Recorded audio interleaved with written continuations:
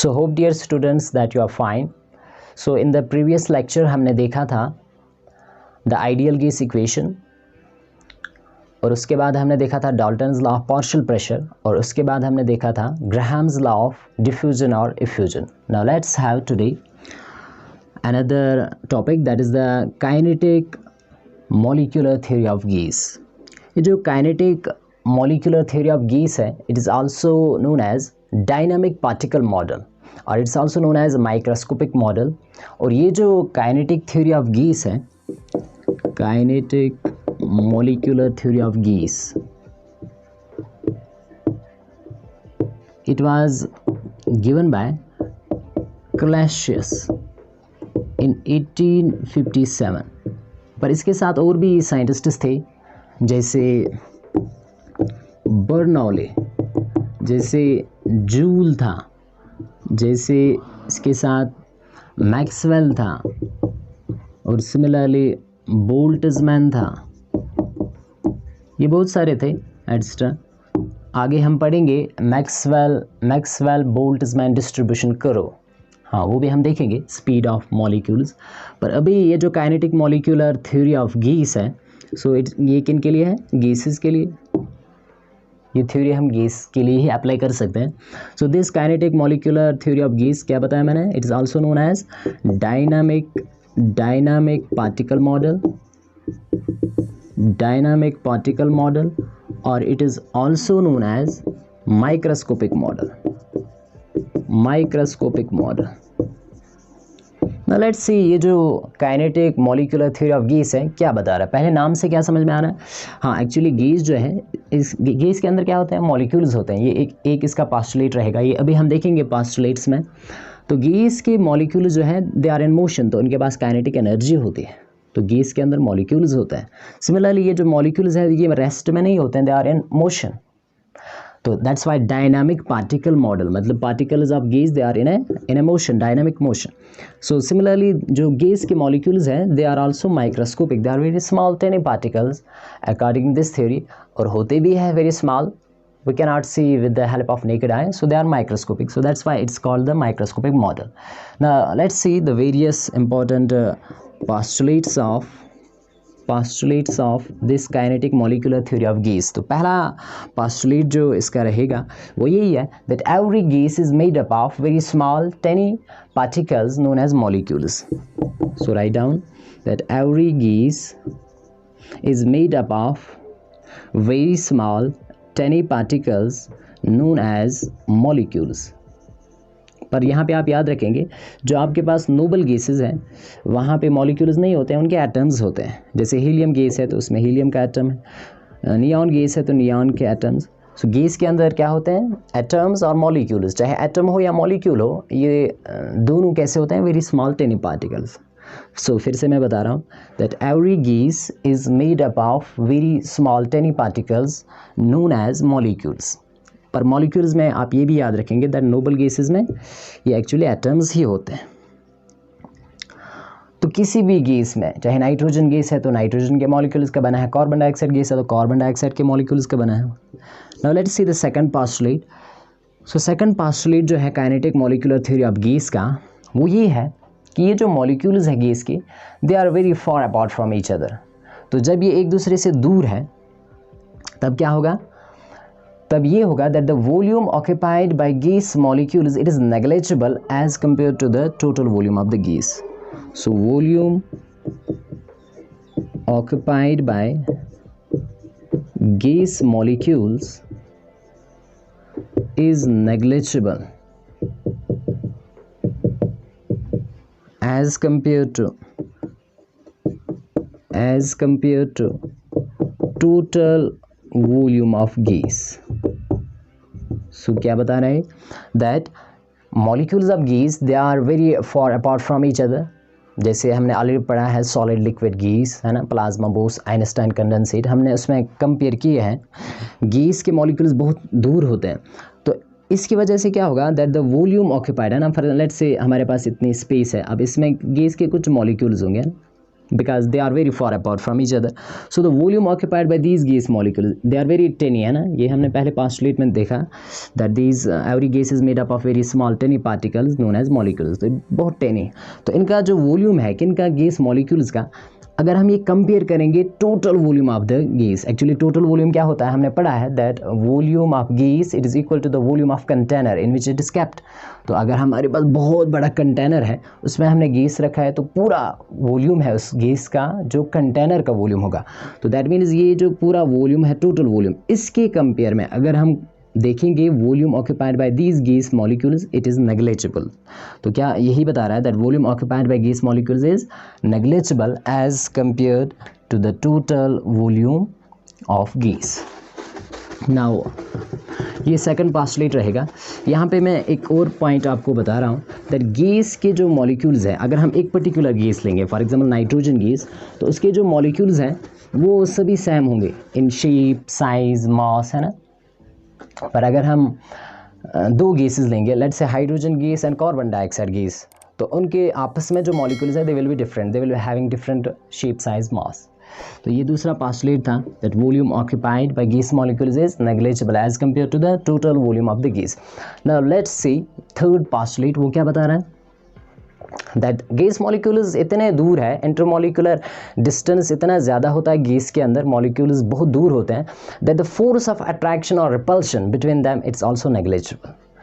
तो यहाँ पे आप लिखेंगे दैट फोर्स ऑफ अट्रैक्शन और repulsion between gas molecules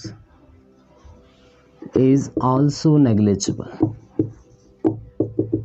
It's also negligible.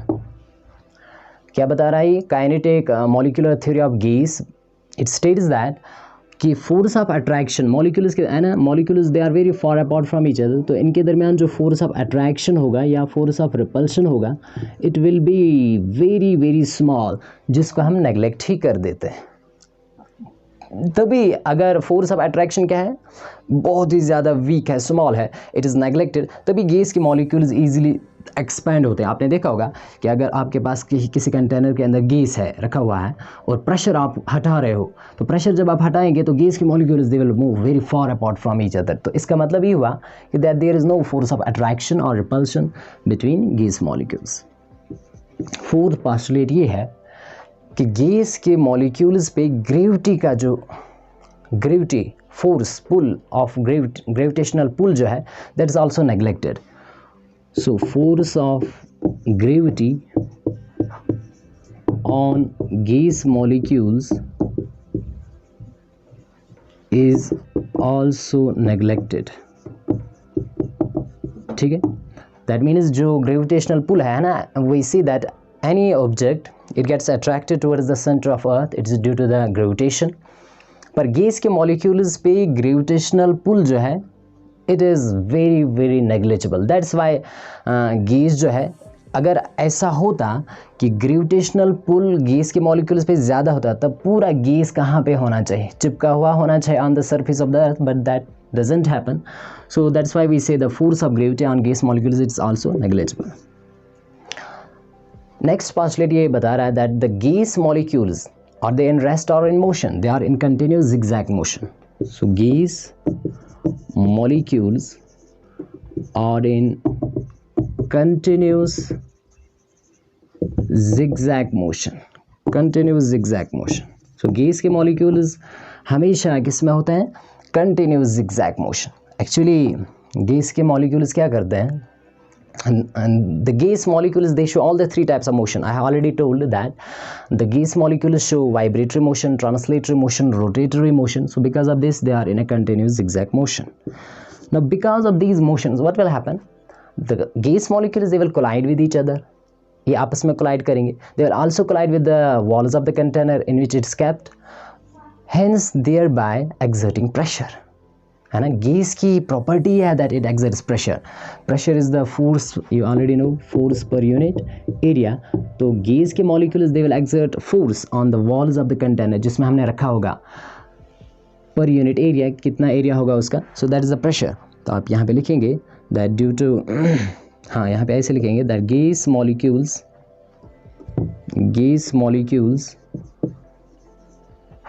collide with each other as well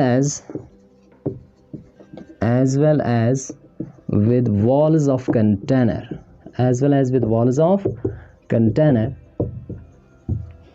in which it is kept. तो gas के मॉलिक्यूल्स हमेशा क्या करते हैं, आपस में कोलाइड करते हैं, क्योंकि मोशन में होते हैं तो ये आपस में टकराएंगे. Walls with also they will collide with the walls of the container and hence by and thereby exerting pressure. इसलिए गैस के मॉलिक्यूल्स क्या करेंगे, they will exert pressure. Gas molecules they exert pressure because of these collisions. अब यहाँ पे ये आप याद रखेंगे कि गैस की प्रॉपर्टी है to exert pressure because molecules are always in random motion. They will collide with each other with the walls of the container. और गैस का प्रेशर हम कैसे मेजर करते हैं, you already know with the help of manometer. Now let's see another next postulate. अब देखो यहाँ पे गैस के मॉलिक्यूल जो है ये प्रेशर एक्सर्ट कर रहे हैं और ये आपस में कोलाइड कर रहे हैं. ये कोलिजन्स कैसे होते हैं, कोलिजन्स दो तरह के होते हैं, इलास्टिक एंड इनइलास्टिक. तो यहाँ पे नेक्स्ट postulate में आप लिखेंगे that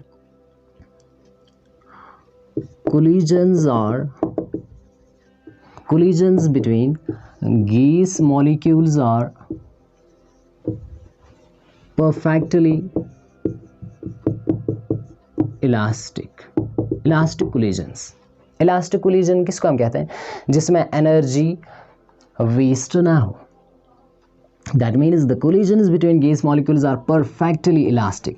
So that means there is no energy loss.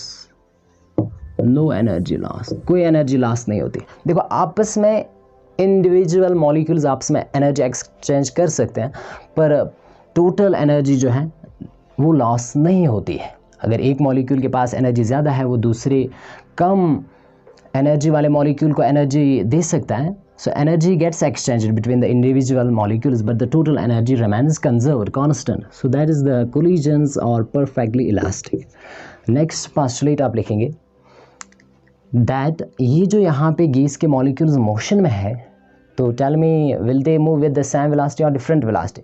Let's say पहले हमारे पास गैस है, लेट्स से उसमें सभी मॉलिक्यूल्स एक ही स्पीड से जा रहे हैं, पर जब वो आपस में कोलाइड करेंगे, आपस में एनर्जी एक्सचेंज करेंगे, तो एक की एनर्जी बढ़ जाएगी, दूसरे की एनर्जी कम हो जाएगी. तो उससे क्या होगा, उससे ये होगा दैट जिसके पास एनर्जी ज़्यादा उसकी स्पीड बढ़ जाएगी, है ना, काइनेटिक एनर्जी जिसके पास ज़्यादा होगा.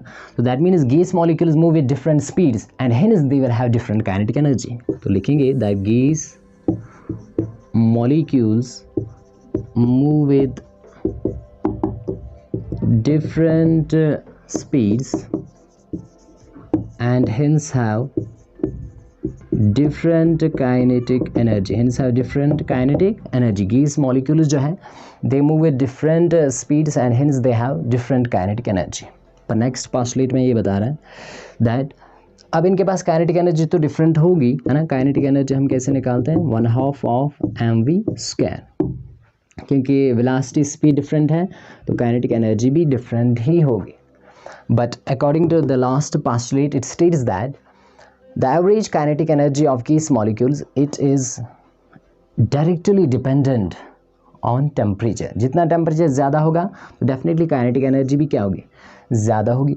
सो आप लिखेंगे that the average kinetic energy of gas molecules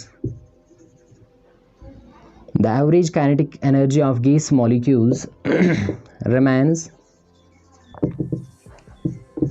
constant at a constant temperature. ऐसे भी आप लिख सकते हैं ना.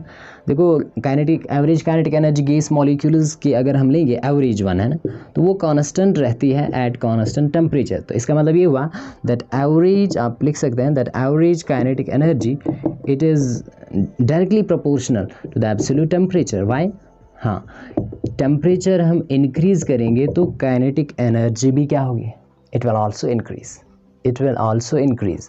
सो ये आप यहाँ पे याद रखेंगे that the average kinetic energy of gas molecules it is dependent on absolute temperature.